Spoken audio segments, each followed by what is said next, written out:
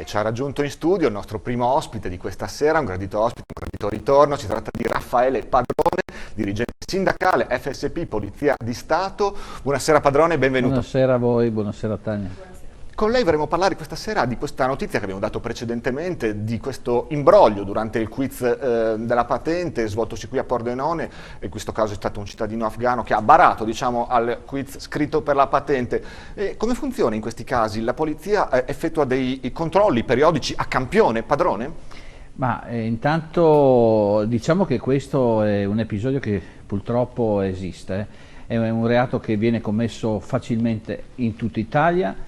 Siamo passati in regione da arrestare addirittura 34 persone per, se sbaglio, in provincia di Udine, perché per la facilità con cui venivano consegnate queste patenti, ma qui parliamo di autoscuole. In questo caso ritorniamo alla motorizzazione civile, dove la polizia stradale che è preposta a questa attività di indagine molto di più, a cui vanno i complimenti ai colleghi della Guardia di Finanza, preposta a questa attività di controllo, che non è solo quella della strada, come si vede, no? Esiste una polizia giudiziaria anche all'interno della sezione di polizia stradale di Pordenone, quindi questi colleghi, le dirò, in questi ultimi anni hanno lavorato molto su questo reato. Io ricordo degli aneddoti proprio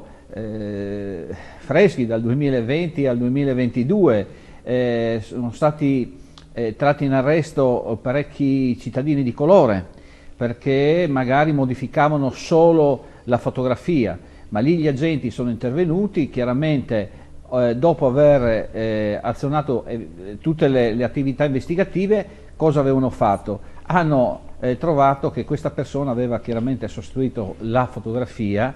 Essendo persone di colore, lei capisce bene quanta è la difficoltà, quindi magari questo era del Togo, si è scambiato per essere uno del Senegal, è andato a fare la patente per conto di quest'altro. Alcuni addirittura avevano, credo gli ultimi, avevano utilizzato una mascherina FFP2 con una microtelecamera, con un forellino nella mascherina, e leggevano le domande, e le risposte chiaramente, muniti di auricolare, venivano dall'esterno. Anche lì sono stati arrestati. Abbiamo avuto episodi addirittura sempre all'interno della motorizzazione, dove i colleghi della squadra investigativa si sono diciamo inseriti all'interno della commissione esaminatrice di questi esami di patente. Sono infiltrati proprio. Sì, proprio è questa cosa che fanno, bravissimi. E anche lì trovato la persona chiaramente denunciata e arrestata per truffa, chiaramente, che ricevevano i segnali. Questo è forte perché avevano uno smartphone in tasca e praticamente, leggendo sempre con sistema auricolare con la trasmissione esterna, quando la risposta era esatta il telefono in tasca vibrava una volta, se era errata vibrava 2 volte. Quindi guardate dove riescono queste truffe a giocare.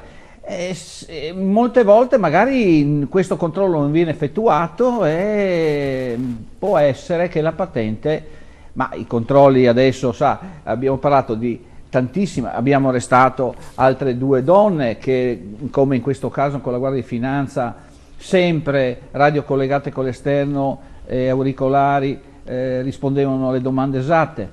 Il problema, vede, questo può essere anche una cosa simpatica, no? Aver detto come funzionava il sistema, ma il problema che noi dobbiamo andare a analizzare non è questo.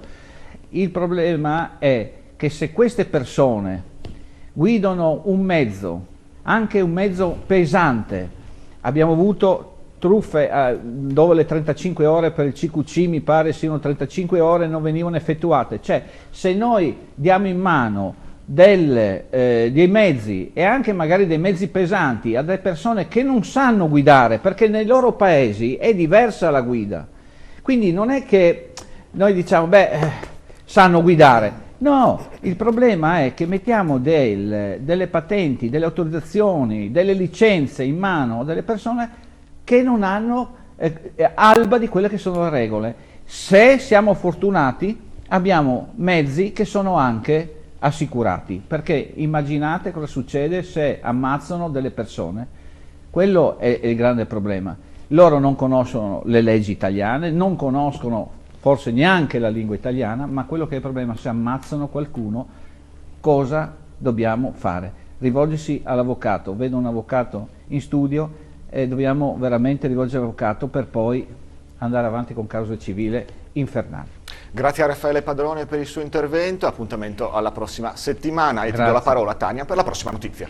Grazie intanto a Raffaele Padrone.